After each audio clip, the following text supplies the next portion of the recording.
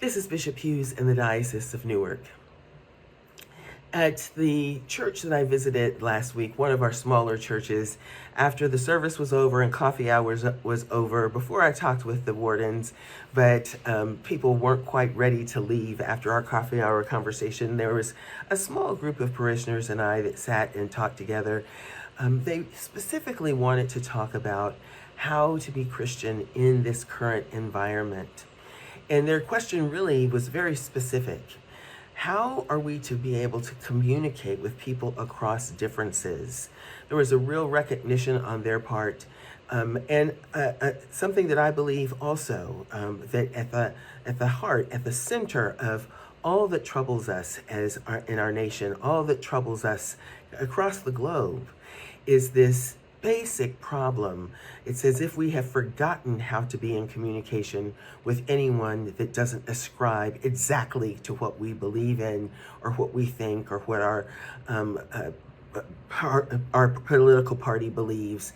We're so entrenched with partisan politics that it's difficult to separate out all of those pieces, and we've put ourselves into camps, into corners, into separate organizations, separate groupings, and we don't speak across those differences at all. If something comes up and then we feel like there's not more people who think like us, we just go silent. We stop altogether. I truly agree with that group of people. We have got to learn how to address this. And I would say that we have to take a step back and we have got to learn how to be in regular communication that is truthful, that is honest, and that is supportive and encouraging and affirming. We have got to figure out how to do that basic thing. And one of the ways we do that in this diocese is something called faith groups. If you don't know what one is, it's small group ministry. It's a group of people who covenant to be together for a period of time. Maybe that's 6 months, maybe it's during the school year, maybe it's over the summer, but they covenant to be together for a specific time and to meet on a regular basis, whether that's once a week or every other week or once a month. And in those groups, they are not trying to accomplish a task specifically for the church.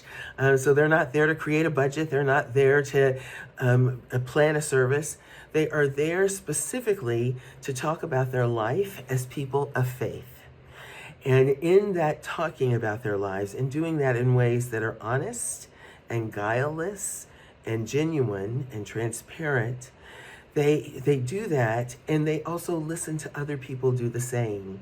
And that group of people helps each other to see the way God is working in their own lives. You know that feeling that sometimes you're not quite sure if you can even see what God is doing, and then you tell a story to some other faithful person who says, "Oh my goodness, look how the Holy Spirit has been helping you out." That someone else can see sometimes what you can't see. It is not unusual in that group for there to be differences amongst the group. Even though they think that they are all like people and all like-minded people, that as they talk across time over how they're living into their faith on a daily basis, or where they're growing in faith or where they're struggling with faith, that differences come up. And because they are there to support each other and encourage each other, they develop an ability to talk through those differences, to hear them, to support them, to acknowledge them, rather than to shut it down, to argue with them, or to simply walk away. This is a powerful way of learning how to be in conversation with other people. It prepares us to have these kind of conversations way beyond the faith group.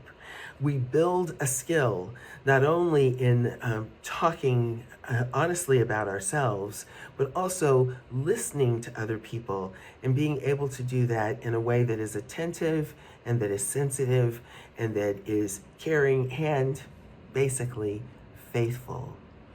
I want to encourage you to put yourself in some kind of group like that. My hope is that it would be at your church with people that you either know well or that you would like to know better, that you would find time to be in those conversations so that we as faithful people can get better at having them around us. The other thing that group of parishioners noticed And I completely agree with them. I'm seeing it too. That there are all kinds of people right now who are looking to have these kind of conversations. And we, as people of faith, are more accustomed to saying, well, come to church with me. We're not necessarily very skilled at having the conversations with people. Being in a faith group is a way to build that skill, to get stronger at doing it. It also is a way to support your own faithfulness and to grow in the faith. As a young adult, I spent years in a faith group. It was an important part of my life, an important part of my growth as a person of faith.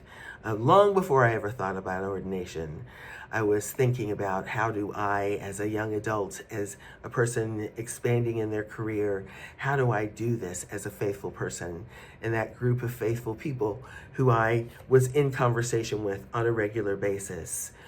We were all asking the same things and supporting each other and praying for each other. So, are faith groups the answer to everything? Probably not. But can they help us learn how to talk with each other and to speak with others across difference? Absolutely. If you want to know more about them, go on our website, look in the resources page, and find the section on faith groups.